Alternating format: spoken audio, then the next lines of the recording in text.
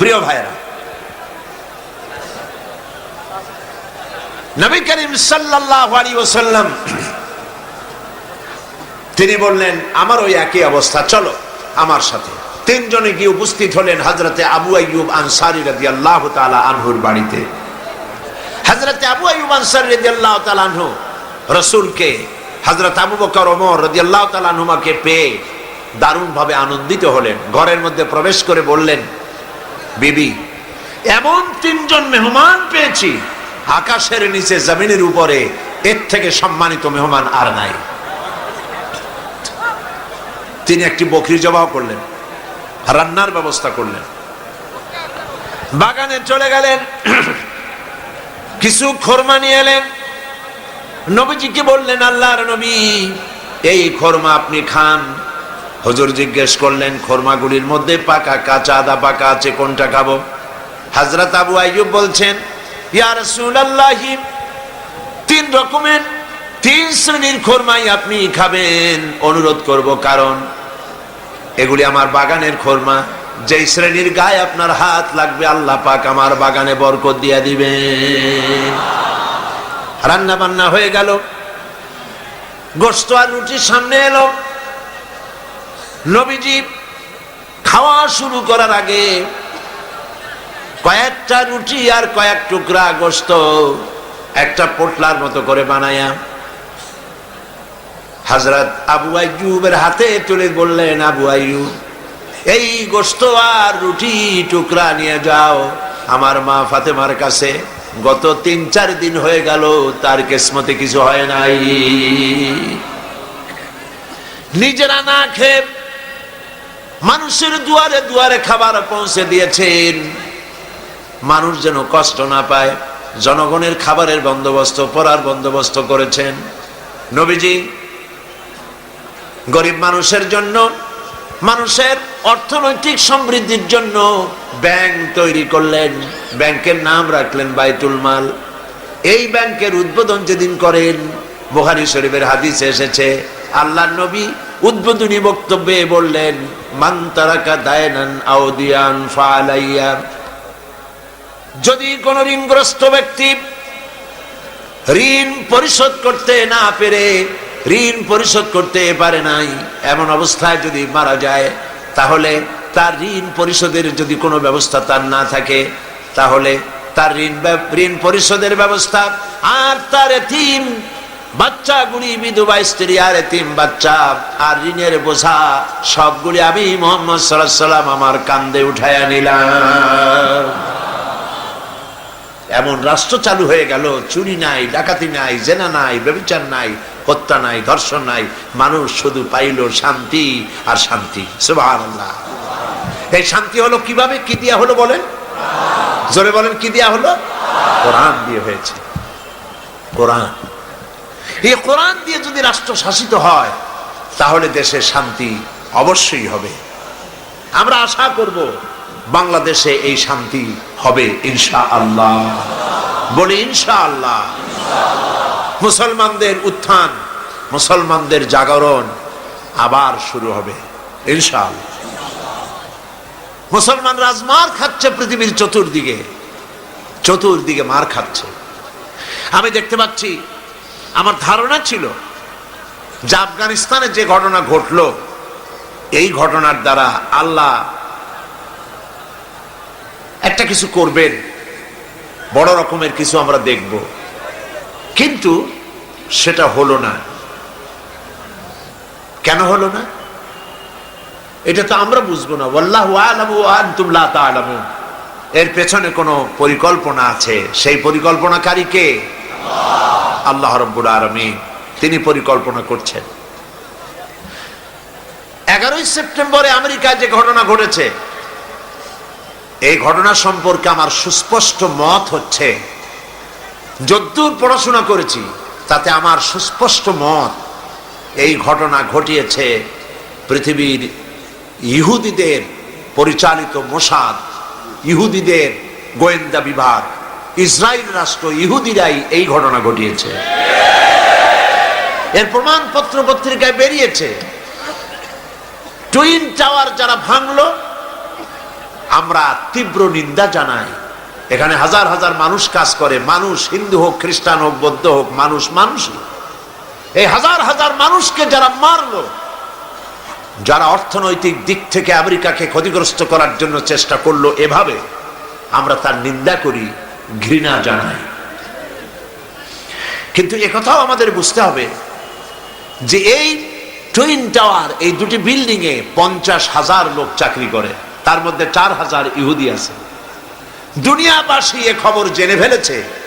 ঘটনার দিন 4,000 ইহুদির একটা ইহুদিও কর্মস্থলে যায় নাই। কেন গেল না? এই প্রশ্ন আমেরিকার FBI, federal bureau of investigation, পৃথিবীর নাম করা গোয়েন্দা বিভাগ, তারা কেন এটা তালাশ করলো না? ইহুদিরা কেন সেদিন আসলো না? এবং একটার পর একটা বিমান এখানে হামলা হবে, 18 মিনিট পর পর একটা বিমান, দুটো বিমানে হিট করে বিল্ডিংটা ফেলে দেবে। এইটা পূর্ব পরিকল্পিত না হলে পরে চতুর্দিকে ক্যামেরা ফিট করে ছবি ধারণ করলো কিভাবে? এগুলি বিশ্লেষকগণ চিন্তা ভাবনা করছে। মানুষ সব মাথা খারাপ না, কিছু বুদ্ধিমান মানুষ পৃথিবীতে এখনো আছে। সুতরাং কাজটি ইহুদিরা করেছে। কেন করেছে? কারণ হলো সমাজতন্ত্রের পতনের পর পুঁজিবাদী শোষণ থেকে বাঁচার জন্য পৃথিবীর নিগৃহীত নির্যাতিত মানবতার জন্য খোলা ছিল কেবলমাত্র ইসলাম, শুধুমাত্র ইসলাম। সেই ইসলামের দিকে মানুষ যাতে আসতে না পারে, সেই জন্য ইসলাম আর মুসলমানদেরকে মিডিয়ার মাধ্যমে প্রচার করানো হলো সন্ত্রাস আর মৌলবাদ। ইসলাম মানি সন্ত্রাস, মুসলমান মানি মৌলবাদী। তবে দুর্ভাগ্য, এখানে একটা লোক বাজার থেকে খুব জোরে দৌড় মারছে। লোকেরা জিজ্ঞেস করলো, দৌড়াও কেন? কয় ভাই, মানির মান আল্লাহই রাখে। কয় কেমন? কয় বাবা আর আমি দুইজনে গেছিলাম বাজারে, বাজারের মানুষেরা আমার বাপেরে ধরিয়া জুতা দিয়ে এমন পিটাইলো, আমি আরামসে নিরাপদে চলে আসছি, আমারে কেউ কিছু করতে পারে না। মানির মান আল্লাহই রাখে। ওর বাপের জুতা দিয়ে পিটায় আর মানির মান আল্লাহ রাখে। দুর্ভাগ্য এই জাতির এক শ্রেণীর কলামিস্ট, এক শ্রেণীর মুসলমান নামধারী কলামিস্ট, মুসলমান নামধারী ফিচার লেখক, মুসলমান নামধারী সাংবাদিক, মুসলমান নামধারী বুদ্ধিজীবী, মুসলমান নামধারী রাজনীতি, ওরা মুসলমানের ঘরে জন্মগ্রহণ করেও কুলাঙ্গার। এই লোকগুলি মুসলমানের ঘরে জন্মগ্রহণ করেও মুসলমানদেরকে মৌলবাদ আর সন্ত্রাস বলে গালি দেয়। এই দেশের মানুষেরা দুর্গা পূজার ক্ষতি করতে যায় নাই। আমরা হাজারবার বলেছি, এদেশের হিন্দু, মুসলমান, খ্রিস্টান, বৌদ্ধ সব সম্প্রীতি নিয়ে বসবাস করবে। এই দেশে আমি আমার এলাকা পিরোজপুরে আমার DCSP কে ডেকে বলেছি, যদি আমার দেশে সাম্প্রদায়িক সম্প্রীতি বজায় রাখতে হবে, মায়ের পেটের ভিতরে সন্তান থাকে যেমন নিরাপদ, আমার এলাকার ভিতরে অমুসলিম ভাইয়েরা থাকবেন সেভাবে নিরাপদ। কোন মানুষ যদি অমুসলিমদের গায়ে হাত দেয়, জুলুম করে, অত্যাচার করে, লাইট পোস্টের সাথে ঝুলাইয়া সারাদিন পিটাবেন, যাতে করে 1 মাসের ভিতরে বাপের নাম মনে না আসে। আমার দেশের মতো জায়গায় থেকে যদি আপনাদের মজা না লাগে, শান্তি না পান, তাহলে এমন নিরাপত্তার জায়গা, এরকমের শান্তির জায়গা, সাম্প্রদায়িক সম্প্রীতির জায়গা আর একটা কোথায় আছে আপনি আমাকে দেখান। হিন্দু নেতৃবৃন্দ যারা বলছেন অসভ্য বর্বরের রাজত্ব চলছে, তাহলে হিন্দুস্তানকে আপনারা কি বলবেন? 1947 সনে ভারত, আমরা ব্রিটিশ থেকে স্বাধীন হলাম। 1947 থেকে শুরু করে 2002 সাল পর্যন্ত বাংলাদেশে কোনো সাম্প্রদায়িক দাঙ্গা হয় নাই। একথা ঠিক না বেঠিক? একথা সত্য কিনা? একবারের জন্য হয় নাই। আর তোমার হিন্দুস্তানে 1947 থেকে 2002 সন পর্যন্ত 4000 বার সাম্প্রদায়িক দাঙ্গা হয়েছে। তোমাদের দেশে যখন কোরবানি হয় ভারতে, কোরবানির সময় গরু কোরবানি হয় না, তোমরা মুসলমান কোরবানি করো। মুসলমানদের মসজিদ ভেঙে তোমরা মন্দির বানাও। এই দেশে হিন্দু মুসলমান সাম্প্রদায়িক সম্প্রীতি নিয়ে আমরা বসবাস করছি। এই দেশে সরকার বদ্ধপরিকর, সাম্প্রদায়িক সম্প্রীতি তারা বজায় রাখা হবে ইনশাআল্লাহ। সুতরাং নবী তারা এসেছিলেন, আল্লাহর নবীরা পৃথিবীতে এসেছিলেন শান্তি প্রতিষ্ঠা করার জন্য। মুসলমানরা যে দেশে বেশি, ইতিহাস থেকে শুনুন, মুসলমানরা যে দেশে বেশি সেই দেশেই অমুসলিমরা বেশি নিরাপদে থাকে। আমার এই কথা ঠিক কিনা বলে? ঠিক কিনা? কেন ঠিক? ঠিক এই জন্য নবীজি বলেছেন, সংখ্যাগরিষ্ঠ মুসলিম এলাকায় যারা সংখ্যালঘু হবে তারা হবে তোমাদের জন্য আমানত। তাদের উপরে জুলুম করবে না, অত্যাচার করবে না। সংখ্যাগরিষ্ঠ মুসলমানেরা সংখ্যালঘু মুসলিমদের উপরে যদি কোনো নির্যাতন করে, জুলুম করে, কিয়ামতের দিন আমি নবী মুহাম্মদ রাসূলুল্লাহ সাল্লাল্লাহু আলাইহি ওয়াসাল্লাম মুসলমানদের বিরুদ্ধে অমুসলিমদের পক্ষ সমর্থন করে সংখ্যাগরিষ্ঠ মুসলমানদের বিরুদ্ধে আল্লাহর দরবারে মামলা দায়ের করব। এ হলো ইসলাম। সুবহানাল্লাহ। এর নামে ইসলাম। কই আমার দেশে, ভারতে, ওই কলকাতায় সপ্তম সংসদে এই বক্তব্য আমি রেখেছিলাম। সেখানে আজান দেওয়া বন্ধ করেছিল মাইকে। শুনছেন আপনারা পত্রিকায়? আজান দেওয়া বন্ধ কেন? শব্দ দূষণ হয়, আজান দিলে শব্দ দূষণ হয়। কপাল পোড়া।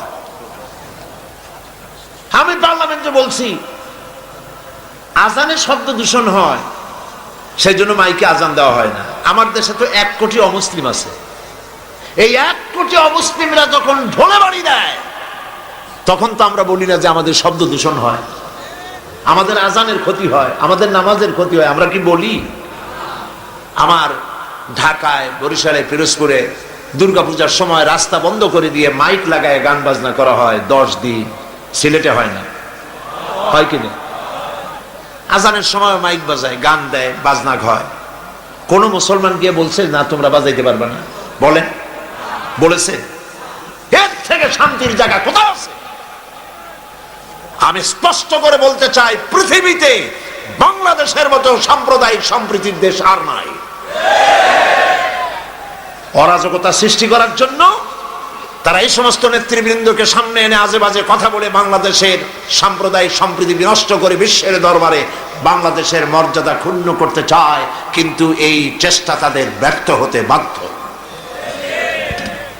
প্রিয় ভাইয়েরা, আল্লাহ রাব্বুল আলামিন তার কোরআন এবং নবীর সুন্নাহ দিয়েছেন দিন কায়েমের জন্য।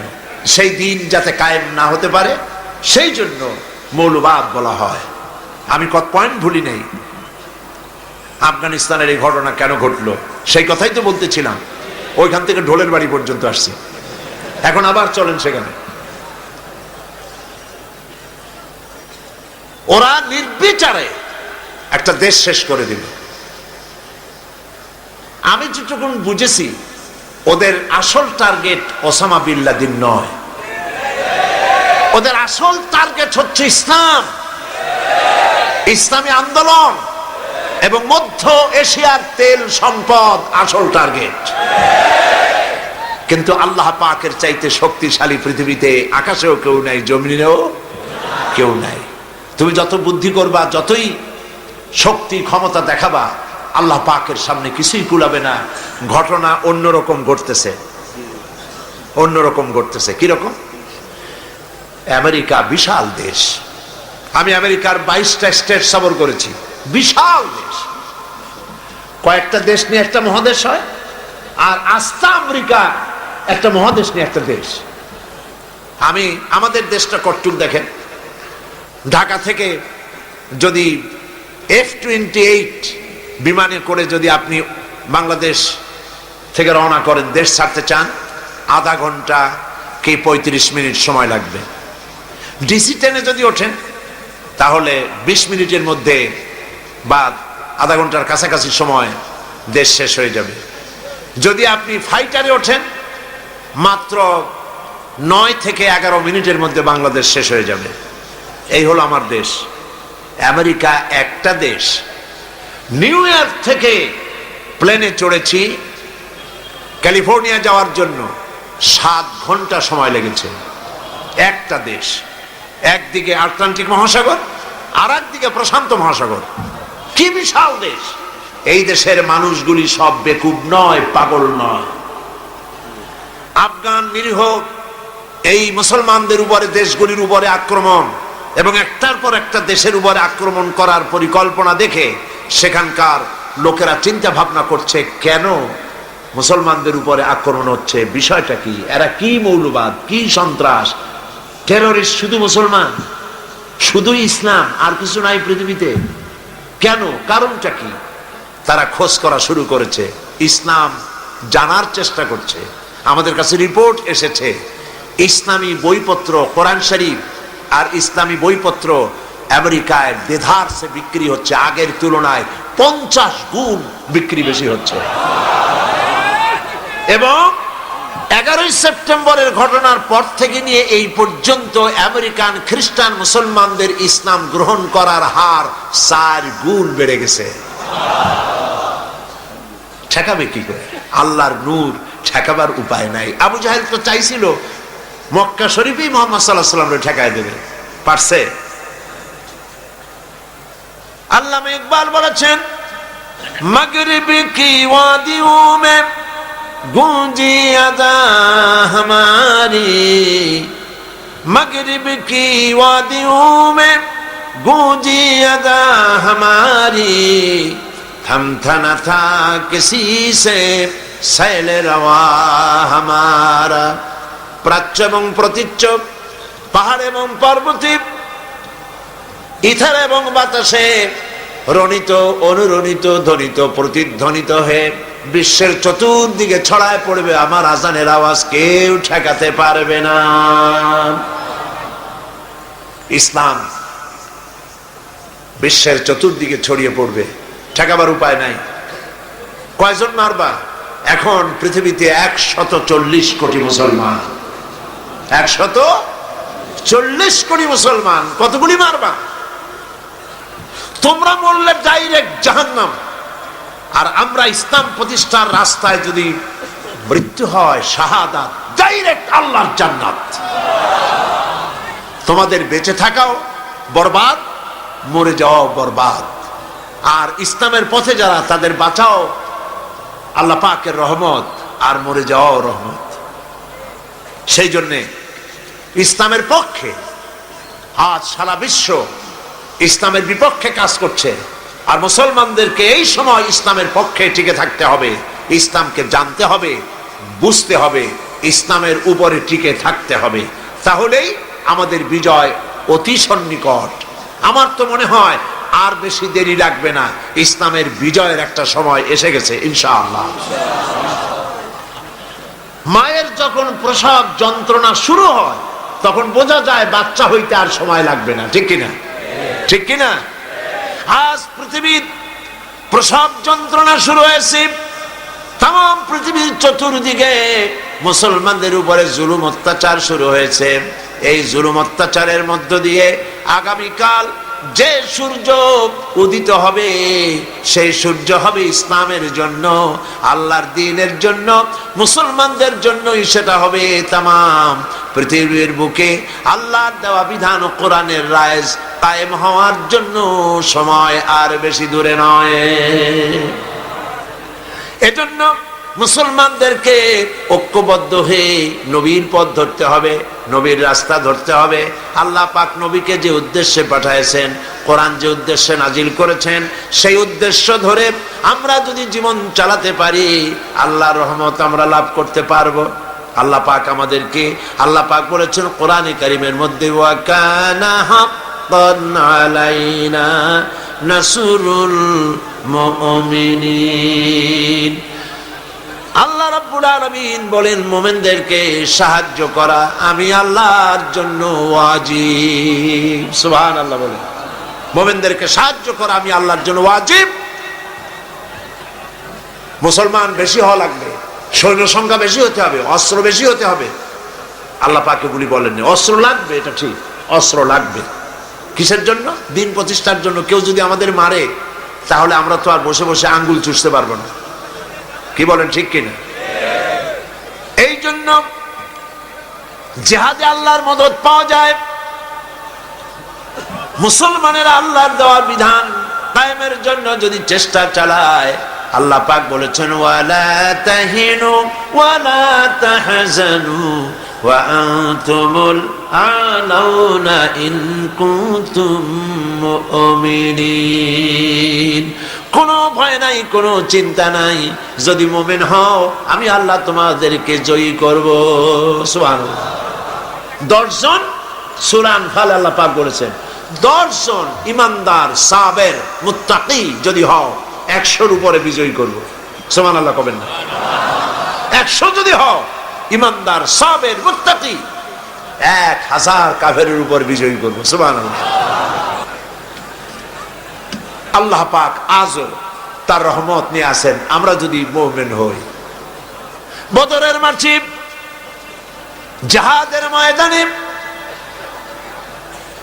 একজন সাহাবী বলছেন ইয়া রাসূলুল্লাহ, জিহাদের ময়দানে সবাই নেমে গিয়েছে, আমি একজন যুবক মানুষ মুসলমান, আমার কাছে কোনো অস্ত্র নাই, মেহেরবানি করে একটা অস্ত্র দেন, আমি জিহাদে শরীক হয়ে যাই। হুজুর বললেন আমার কাছে অস্ত্র নাই। তিনি বললেন ইসলামের এই প্রথম জিহাদে আমি কি করে নীরব দর্শকের ভূমিকা পালন করি, যা পারেন তাই দেন আপনার হাত দিয়া। নবীজি এদিক ওদিক তাকায়া একটা শুকনা খেজুরের ডাল পেলেন, শুকনা খেজুরের ডালটা ধরাই দিলেন সাহাবীর হাতে। সাহাবী বলেন নবীজির হাতের দেওয়া শুকনা খেজুরের ডাল দিয়া জিহাদের ময়দানে ঝাঁপিয়ে পড়লাম। ধারালো তরবারি দিয়ে আঘাত করলে যেমন কাম হয়, নবীর দেওয়া শুকনা খেজুরের ডাল দিয়ে আঘাত করার সঙ্গে সঙ্গে কাফের দ্বিখণ্ডিত হয়ে পড়তে লাগলো। কবি বলছেন ফিজাই বদরি পয়দা কুন ফেরেশতে তেরি নুসরত কো, ফিজাই বদরে পয়দা কুন ফেরেশতে তেরি নুসরত কো, उतर सकते गर्दू से कतर अंदर कतर अब्बी। বদরের মুসলমানের মতো ঈমান আজ যদি তোমাদের ভিতরে থাকে, আল্লাহ রাব্বুল আলামিন কাতারে কাতারে ফেরেশতা তোমাদের সাহায্যের জন্য নামায়া দিবে। ঈমানদার হও, মুসলমান হও, আল্লাহ পাক সাহায্য করবেন। আল্লাহ পাকের সাহায্য নিয়ে আমরা কি করতে চাই? দিন প্রতিষ্ঠা করতে চাই। আমরা মারামারি করতে চাই না। আমরা পাশ্চাত্যকে বুঝাতে চাই, খ্রিস্টান, মুশরিক, ইহুদি, দুনিয়ার তাবত ইসলাম বিরোধীদেরকে বুঝাতে চাই ইসলাম সন্ত্রাসে বিশ্বাস করে না, ইসলাম যুদ্ধে বিশ্বাস করে না, ইসলাম শান্তিতে বিশ্বাস করে। নবীজি যত যুদ্ধ করেছেন সবগুলি আক্রান্ত হয়েছেন, ডিফেন্সিভ ওয়ার, সবগুলি আত্মরক্ষামূলক যুদ্ধ করেছেন, নিজে আগ বাড়ায়া কারো সাথে আক্রমণ করে নাই। সুতরাং আপনাদের যুদ্ধ যেমন আপনারা যুদ্ধ করেন দেশ দখল করে, সেই দেশে নিজের ক্ষমতা চালু করে ক্ষমতার ব্যাপ্তি পরিধি আরো বাড়াবার জন্য ইসলাম এভাবে লড়াই করে না। ইসলাম চায় পৃথিবীর মানুষ আল্লাহর মানুষের উপরে আল্লাহর আইন কায়েম করার জন্য তারা চেষ্টা চালায়। এই চেষ্টায় যদি কেউ সশস্ত্র বাধা দেয়, সেই বাধার মোকাবেলা ইসলাম করে জিহাদের নামে। মুসলমানেরা জিহাদের নামেই সেটা করে, ঠিক কি? সেই জন্য ইসলামকে ভুল বুঝাবার কোনো কারণ নাই। আমি আবারও সিলেটের সমস্ত মুসলমান ভাইদের বলি, আপনারা পৃথিবীর চতুর্দিকে ছড়িয়ে আছেন, ইউরোপে, আমেরিকায়, মধ্য এশিয়ায়, আফ্রিকায়, দুনিয়ার চতুর্দিকে আপনারা আছেন। আপনারা মানুষের কাছে যান, দিনের দাওয়াত নিয়ে ছড়িয়ে পড়ুন, মানুষকে বুঝান ইসলামের মধ্যে সন্ত্রাস নাই, সাম্প্রদায়িকতা নাই। ইসলাম আল্লাহর দেওয়া দিন প্রতিষ্ঠা করতে চায়। মুসলমানেরা পৃথিবীর সব থেকে বেশি শান্তিকামী, তারা মারামারিতে, হত্যা, জিঘাংসায় বিশ্বাস করে না। এই কথাগুলি মানুষকে বুঝান, নামাজ পড়ুন, দিনদার হন, ইমানদার হন, পরেজগার হন। আল্লাহ পাক যেন আমাদের তাই বানান, বলেন আমিন। প্রতি বছর আমি নামাজের কথা আপনাদের সামনে বলি, আজও না বলে পারি না, কারণ শুধুমাত্র ওয়াজ শুনলে হবে না। নামাজ হলো ফাউন্ডেশন। নামাজ কি? ফাউন্ডেশন। নামাজ লা দীন লিমান লা সালাত লাহু, যার কাছে নামাজ নাই তার কাছে দিন নাই, ঈমান নাই, চরিত্র নাই, কিছুই নাই। 5 ওয়াক্ত নামাজ জীবনে আর ছাড়বো না, ওয়াদা করতে পারবেন? প্রতি বছর করেন, আজও করেন, দুহাত উঁচু করে বলেন, ইয়া আল্লাহ, তোমার পবিত্র নামে ওয়াদা করি, কসম করি, যতদিন পর্যন্ত মালাকুল মউত আমার মাথার কাছে না আসতেছে ততদিন পর্যন্ত ফরজ নামাজ, ফরজ রোজা ছেড়ে দেব না, ছেড়ে দেব না। ইয়া আল্লাহ, আমি আমার মৃত্যু পর্যন্ত এই ওয়াদা যেন পালন করতে পারি, এ তৌফিক তুমি আমারে দাও, আমিন। হাত নামান। প্রিয় ভাইয়েরা, মুনাজাত করব আমি। মুনাজাতের আদব হলো বসা। যত মুসলমান যেখানে আছেন, এত বড় মুনাজাত জীবনে আরেকটা পাবো কোনো নিশ্চয়তা নাই। কথা ঠিক কিনা? যাদের কিসমত খারাপ কেবল তারাই মুনাজাতে শরীক হইতে পারবে না, আর যাদের কপাল ভালো তারা তো পারবেই।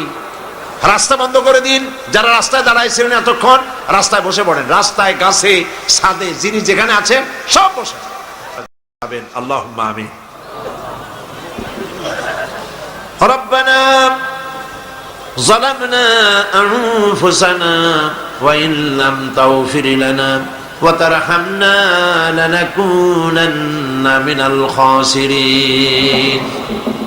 সবাই পড়ুন, রব্বানা যালামনা আনফুসানা ওয়া ইন লাম তাগফির লানা ওয়া তারহামনা লানাকুনান্না মিনাল খাসিরিন। আয় আল্লাহ রাব্বুল আলামিন, লক্ষাধিক জনতার এই বিশাল জনসমুদ্র নিয়ে তোমার দরবারে গভীর রাত্রে হাত তুলেছি। আল্লাহ তাআলা 5 দিন ধরে কোরআনের কথা আলোচনা হয়েছে, দরুদ ও সালাম হয়েছে, জিকির আজকার হয়েছে। এর মধ্যে যা ভুল হয়েছে মেহেরবানি করে মাফ করে দাও রব্বুল আলামিন। যে সব আলোচনা, দোয়া, দুরুদ, নামাজ, তেলাওয়াত যা হয়েছে, তুমি খুশি হয়ে মেহেরবানি করে নবী করিম সাল্লাল্লাহু আলাইহি সাল্লামের রূহ মোবারকে পৌঁছায় দাও। तमाम পৃথিবীর মাটির নিচে যত মুমিন মুমিনাত শুয়ে আছেন তাদের আরোয়ার পরে সওয়াব পৌঁছায় দাও রব্বুল আলামিন। এই পৃথিবীর মাটির নিচে তোমার নবীরা যারা শুয়ে আছেন, সাহাবায়ে কেরাম, সিদ্দিকিন, শুহাদা, সালিহিন, আসফিয়ায়ে কেরাম, আউলিয়ায়ে কেরাম যারা শুয়ে আছেন তাদের আরওয়ার পরে সওয়াব পৌঁছায় দাও রব্বুল আলামিন। এই সিলেটের ময়দানে তোমার মাহবুব বান্দা হযরত শাহজালাল রহমাতুল্লাহ আলাইহি, হযরতে শাহপরান থেকে শুরু করে তোমার মাহবুব বান্দারা যারা শুয়ে আছেন সিলেটের মাটিতে, সকলের রুহের পরে সওয়াব পৌঁছায় দাও। হায় আল্লাহ তাআলা, আমাদের মধ্য থেকে আমাদের মা বাপ যাদের দুনিয়া থেকে জনমের মতো বিদায় হয়ে গেছে, আল্লাহ তাআলা আমাদের মা বাপের কবরগুলিকে জান্নাতের টুকরায় পরিণত করে দাও। রব্বির হামহুমা কামা রব্বায়ানি সগীরা। সবাই পড়েন, রব্বির হামহুমা কামা রব্বায়ানি সগীরা। হায় আল্লাহ তাআলা, আমাদের জন্মদাতা পিতা কত কষ্ট করে আমাদেরকে মানুষ করেছে। হায় আল্লাহ তাআলা, গরিব মানুষ ছিলেন আমাদের পিতা, সবার বাপ ধনী ছিল না, অনেকের বাপ গরিব ছিল। ধান বিক্রি করে, চাউল বিক্রি করে, নারকেল সুপারি বিক্রি করে কোন রকম করে জীবন চালায়ছে, আমাদের লেখাপড়ার খরচা দিয়েছে। মাথায় পিঠে হাত বুলাইয়া কত দোয়া করেছেন, কত আশা করেছেন ছেলে ভালো হবে, ছেলে আল্লাহর খাঁটি গোলাম হবে। আল্লাহ তাআলা এইভাবে বাপ স্নেহ দিয়া যত্ন করে মানুষ করে দুনিয়া থেকে বাড়ি ঘর কিছুই নিলেন না, সব ফালায় থুয়ে বিদায় হয়ে গেল। যাবার সময় বালিশ নয়, লেপ নয়, তোশক নয়, টাকা নয়, পয়সা নয়, কিচ্ছু না, সাদা 3 টুকরা কাপড় নিয়া খালি হাতে বাপ বিদায় হয়ে গেল। আয় আল্লাহ, আব্বা যাদের মারা গেছে কবরটাকে জান্নাতের টুকরা বানাইয়া দাও রব্বুল আলামিন। জনম দুঃখিনী মা 8 মাস 10 মাস মায়ের পেটের ভিতরে থেকে হাঁটু দিয়া পা দিয়া গুতা দিয়া মাকে কষ্ট দিয়েছি। মা ডেলিভারিতে কষ্ট করেছেন, 2-2.5 বছর পর্যন্ত বুকের দুধ খাওয়াইয়া মানুষ করছে। প্রচন্ড মাঘের শীতে, প্রচন্ড মাঘের শীতে মায়ের কোলে থেকে পেশাব পায়খানা করে মায়ের কাপড় চোপড় নষ্ট করে দিয়েছে। মা রাগ করে আছাড় দেন নাই, একটা থাপ্পড়ও লাগান নাই। বাইরে নিয়ে পানি দিয়ে ধুয়ে সাফ করে কান্না মুখে শত চুমা দিয়া হাসি ফুটাইছেন যে মা, ওই মা যার বিদায় হয়ে গেল, কবরটাকে বেহেশতের বাগান বানাইয়া দাও। রব্বির হামহুমা কামা রব্বায়ানি সগীরা। আবারও পড়েন, রব্বির হামহুমা কামা রব্বায়ানি সগীরা। আয় আল্লাহ তাআলা, আমাদের দাদা দাদি নানা নানি আত্মীয় স্বজন পাড়া প্রতিবেশী যার যা মারা গেছে প্রত্যেকের রুহের পরে সওয়াব পৌঁছায় দাও রব্বুল আলামিন। तमाम পৃথিবীর বুকে মুসলমানেরা বড় এতিম অসহায়, দেখার মতো কেউ নাই। আল্লাহ, আমরা মার খাচ্ছি চতুর্দিকে, আমরা বুঝতে পেরেছি আমরা অপরাধী, আমরা গুনাহগার, আমরা মার খাওয়ার উপযুক্ত হয়েছি। রব্বুল আলামিন, আয় আল্লাহ তাআলা, তুমি আজ তোমার আরশে আজিম থেকে সিলেটের মাদ্রাসার মাঠের দিকে তাকাও, রহমতের নজর দিয়া তাকাও।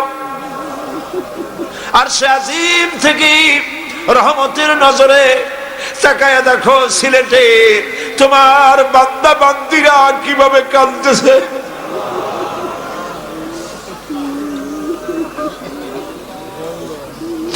রব্বুল আলামিন,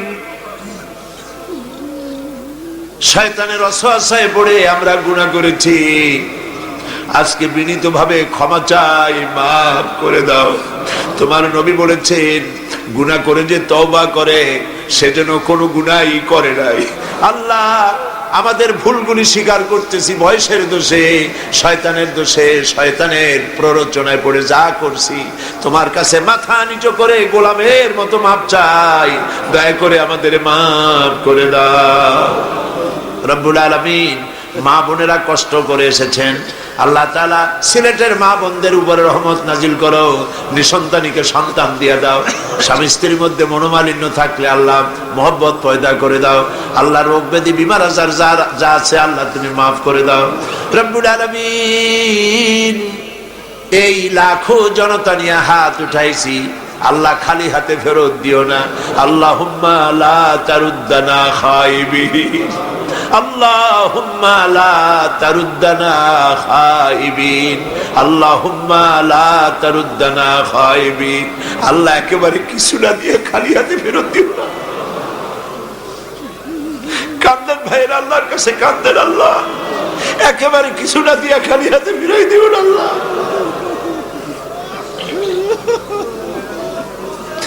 আল্লাহ তাআলা, আমরা গুনাহগার, শর্মিষ্ঠা, লজ্জিত, দুঃখিত, আল্লাহ আমাদের মাফ করে দাও। আল্লাহ, পৃথিবীতে কাফের দিয়ে আমাদের মার খাওয়ায় না, ইহুদি, নাসারা, মুশরিক, নাস্তিক, মুরতাদ এগুলো দিয়ে আমাদেরকে মার খাওয়ায় না। মাবুদ, তুমি আমাদের উপর রহমত নাজিল করো। সমস্ত মুসলমান নরনারী মাথা নিচু করুন, চক্ষু বন্ধ করুন, যা চাইবার চান। আল্লাহ রহমানুর রহিম, গফুরুর রহিম। এত বড় মাহফিলের মোনাজাত আল্লাহ ফিরাই দেন না, দিতে পারেন না। তিনি রহমান রহিম। মাথা নিচু করে, চক্ষু বন্ধ করে, কাঁদতে কাঁদতে যার যা বলার দরকার বলেন, দোয়া কবুল হবে ইনশাআল্লাহ।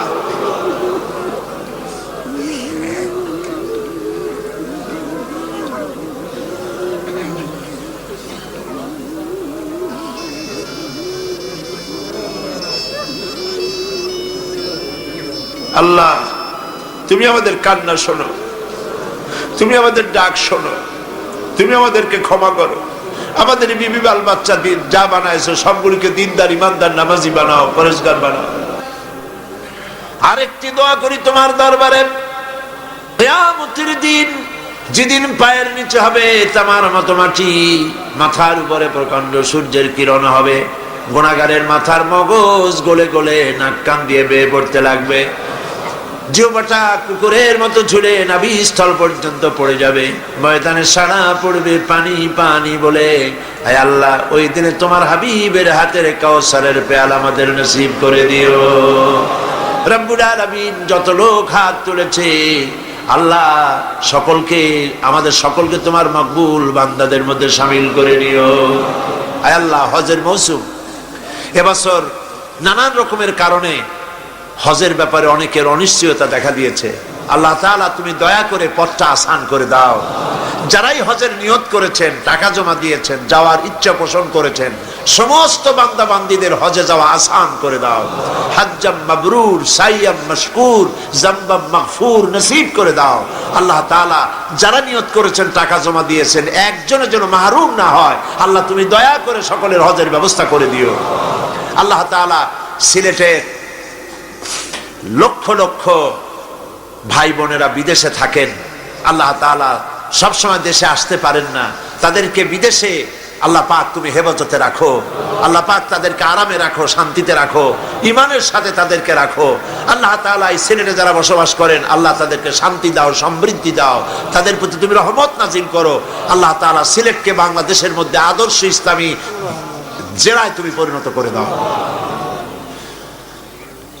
ربنا تقبل منا إنك أنت السميع العليم وتب علينا إنك أنت التواب الرحيم سبحان ربك رب العزة عما يصفون وسلام على المرسلين والحمد لله رب العالمين واجعل آخر كلمة عند الموت لا إله إلا الله মুহাম্মাদুর রাসূলুল্লাহ।